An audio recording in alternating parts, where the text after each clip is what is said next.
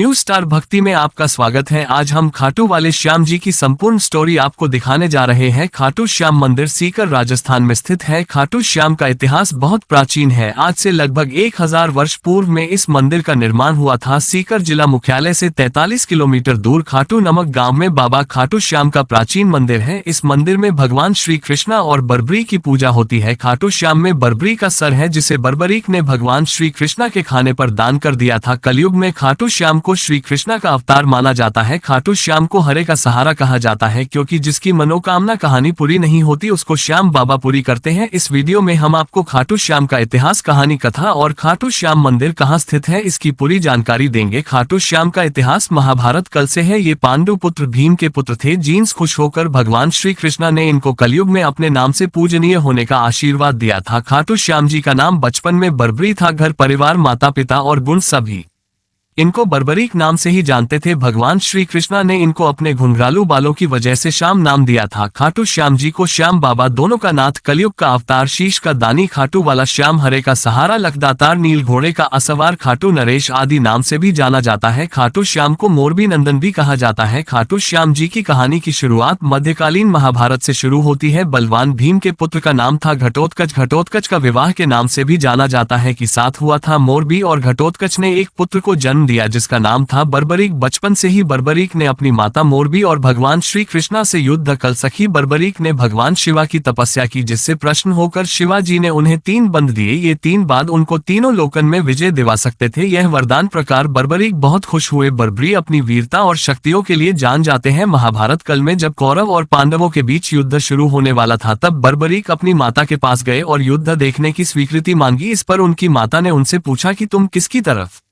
से युद्ध लड़ोगे। इस पर बर्बरीक ने जवाब दिया, जो हारेगा मैं उसकी तरफ से युद्ध लड़ूंगा। माता से आज्ञा मिलने के बाद बर्बरीक महाभारत का युद्ध देखने के लिए निकाल पड़े। भगवान श्री कृष्णा ये सब देख रहे थे। श्री कृष्णा हम जानते थे कि यदि बर्बरी को नहीं रोक गया तो युद्ध का परिणाम पलट देगा। रास्ते में जाते हुए बर्बरी को श्री कृष्णा ब्राह्मण का रूप धारण करके रोक और पूछा, है बालक, तुम अकेले या 3 बार लेकर कहाँ जा रहे हो। तब बर्बरीक ने जवाब दिया कि मैं महाभारत का युद्ध देखने जा रहा हूँ और इस युद्ध में जो हारेगा मैं उसका साथ दूंगा। उपास्य पूर्वक श्री कृष्णा ने कहा, सिर्फ 3 बात के सहारे युद्ध लड़ने जा रहे हो, इसे तो 3 सैनिक भी नहीं मारेंगे। ये सुनकर बर्बरीक बोल पड़े हैं, ब्राह्मण ये कोई साधारण बंद नहीं है। ये बात मेरे आराध्या महाप्रभु शिवाजी ने मुझे दिए हैं। 3 बात तो क्या सिर्फ एक बार एक पाल में युद्ध को खत्म कर देगा। हालांकि यह बात श्री कृष्णा पहले से जानते थे। बर्बरी को रोकने के लिए श्री कृष्णा ने उनकी परीक्षा ली। श्री कृष्णा ने कहा, है बालक, इस पीपल के पेड़ के पत्तों को भेद कर दिखाओ। तभी बर्बरीक ने एक बाण निकाला और अपने आराध्या का धन करते हुए बात छोड़ जो पीपल के पेड़ के सभी पत्तों को भेजता हुआ निकाल गया। बर्बरीक ने ब्राह्मण से पूछा, आप कौन हो और मुझे क्या चाहते हो। इस पर उसे ब्राह्मण ने जवाब दिया कि मुझे दान चाहिए, क्या तुम दे सकते हो। बर्बरी इतने कहा, मैंगो आपको क्या चाहिए। तब ब्राह्मण ने उनका शीश दान में मांग लिया। ये सुनते ही बर्बरीक समझ गया कि यह कोई साधारण आदमी नहीं है। उसने ब्राह्मण को अपने वास्तविक रूप में आने को कहा। तब भगवान श्री कृष्णा अपने असली रूप में बर्बरीक को दर्शन दिए। अपने गुरु को सामने प्रकार बर्बरीक धन्य हो गया। तब बर्बरीक ने रात भर भजन किया और दूसरे दिन फाल्गुन शुक्ला द्वादशी को स्नान करके अपने हाथों से बर्बरीक ने बिना देरी किया अपना शीश काट कर भगवान के चरणों में रख दिया। भगवान श्री कृष्णा शीश को एक ऊंचे स्थान पर रखा ताकि बर्बरीक महाभारत का युद्ध देख सके। बर्बरीक की दानवीरता से खुश होकर श्री कृष्णा ने उन्हें अपना नाम श्याम उपहार स्वरूप भेंट किया। साथ ही आशीर्वाद भी दिया कि आने वाले युग में तुम मेरे नाम से पूज जाओगे। जब भी कोई हर और टूटा हुआ वक्त तुम्हारे पास आएगा, तुम्हारी पूजा से उसके सब काम